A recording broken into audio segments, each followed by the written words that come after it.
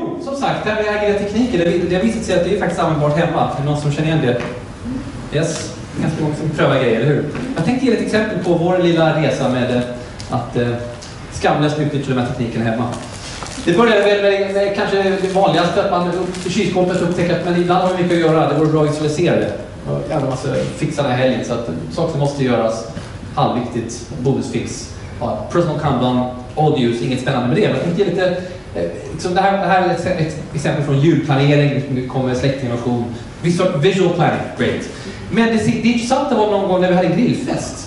Och det kom lite för mycket folk och hela min plan gick liksom, jag var tvungen att ta hjälp. Så då åkte upp en sån här tavla. Vad är det som behöver hända? Och så kunde vi gästerna hjälpa till.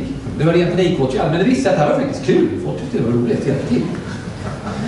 Men det roligaste var det här. Då upptäckte att barnen började liksom gå fram till den här tavlan. Och de dekodade det här systemet ganska snabbt och kom på att det som kommer på tavlan, det händer. Eller hur? Man kan styra de vuxna. Så då började de rita glassar, liksom. 3-åringar började sätta upp kort på tavlan och så fick de glass, det var liksom wow. Och då tänkte jag att okej, det här är liksom, det här funkar ju för barn. Wow, intressant. Så då testade vi det på ett barnkalas. Barnen vi har 4 små barn, ålder 1, som nu är ålder 3-10. Det här var, jag skulle fylla 8 tror jag, eller 6. Och barnen kunde inte skriva så bra, man kunde rita. Så vad är en bra fest? Vad vill du ska hända? Tårta, ballonger, liksom, skattjakt och så vidare. Så dök upp lappar på det kylskåpet, på den dörren, och sen saker som blev klar dök upp på den. Men det skönt att då började de liksom organisera festen själv. Så naturligtvis fick jag hjälpa till, liksom, ta fram ballonger och sådär. Men det var i stort sett deras fest och det var jättekul. Men ja, sen har det blivit värre och värre. Det här var en midsommarfest som gick helt överstyr. Och det dök upp 50 personer. Jag hade tänkt klicka upp till 20-30. Jag glömde bort att alla skaffat barn. Så det var 50 personer. Panik, shit. Så då satte vi upp ett jätteavancerat grej här. Men så faktiskt funkade. Jag blev väldigt förvånad. Så största fest jag någonsin haft. Och ändå så kunde jag och min fru som värdinna ändå vara med och delta i festen utan att springa runt som organisatörer. Jättehäftigt. Så att gäster kunde komma, plocka er och hjälpa till en sallad. Det här var ungefär i kronologisk gång liksom. Så jag kan hjälpa till att duka bordet och sen skriva sitt namn under. Så då vet alla vad alla håller på med. Så att om de behöver synka över varandra kan man hitta varandra.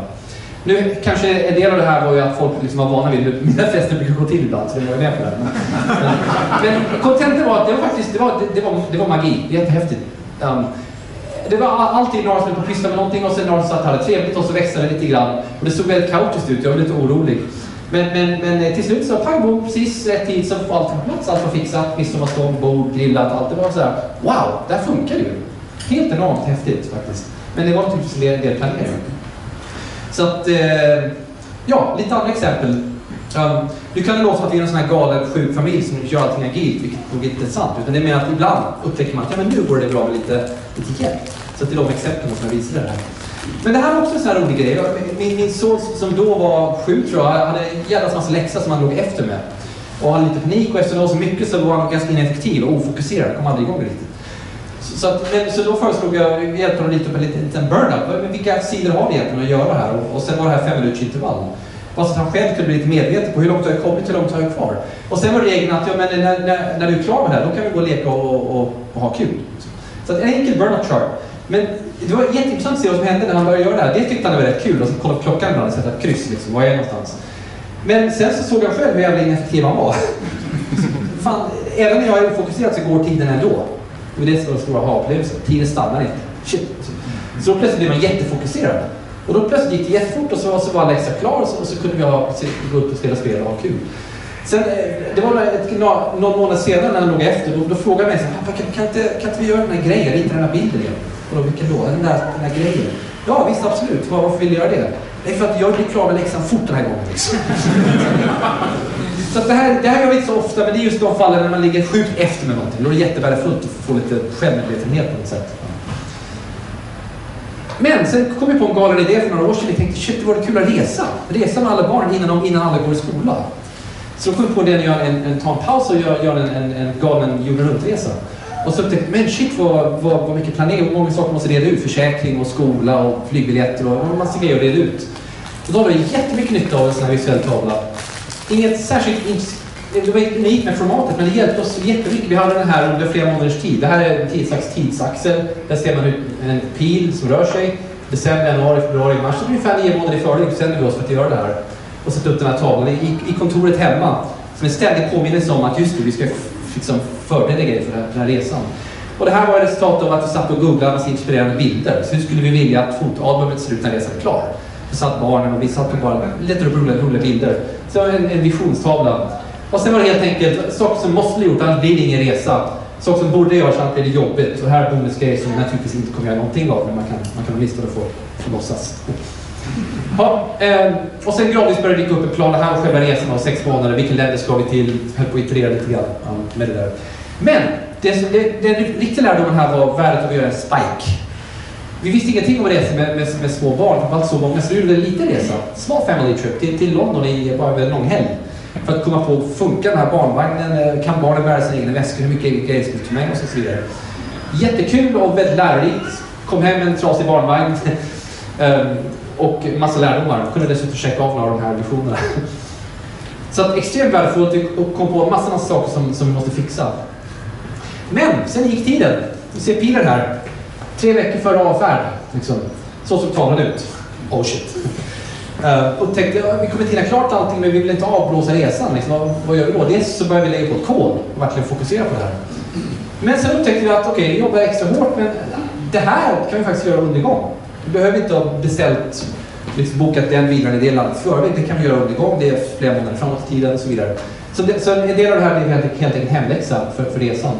Och sen upptäckte vi att det här skitsam, vi behöver inte rensa källare och bara. Men det är väldigt värdefullt att bara visualisera. Så kom vi iväg, resan blev av. Jag tror inte det hade hänt om vi inte hade haft den här tavlan. Det hjälpte oss jättemycket. Och sen när vi tittade på fotoalbum efteråt och jämförde med visionen så var det nästan spöklikt. Nära. Shit, vad häftigt. Verkligen. Så det var väldigt användbart att gå ut i förväg på Google och liksom bara bygga upp en slags vision.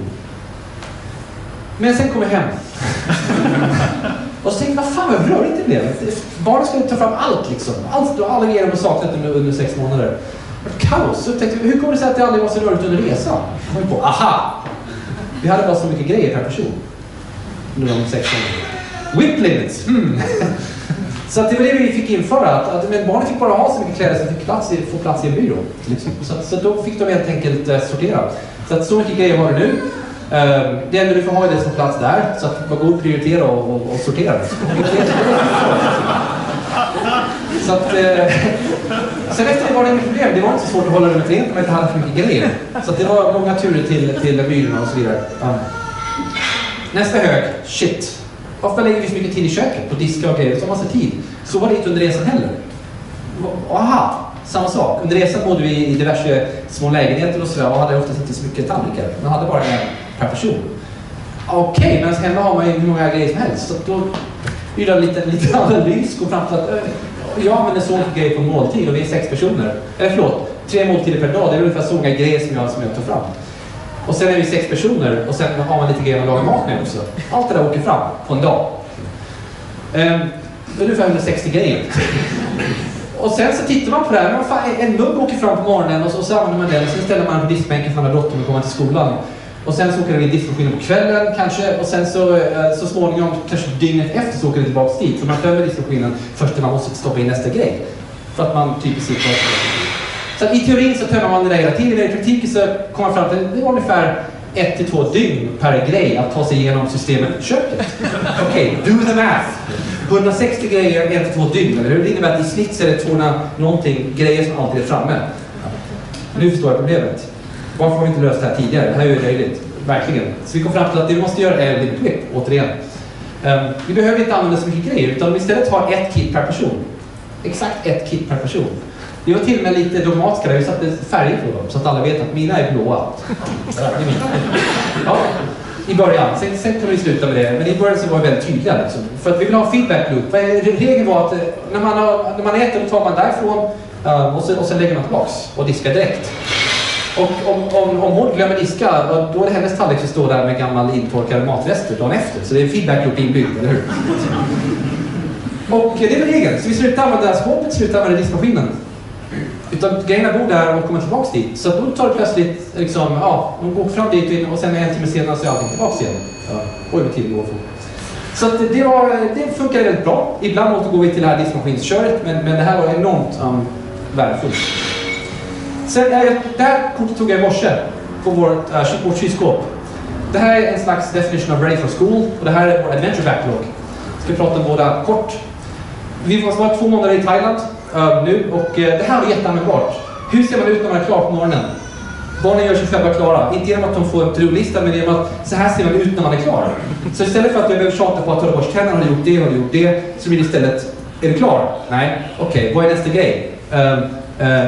Just det, jag måste gå diska efter mig. Liksom. Där sitter de som är klara och sitter och spelar iPad.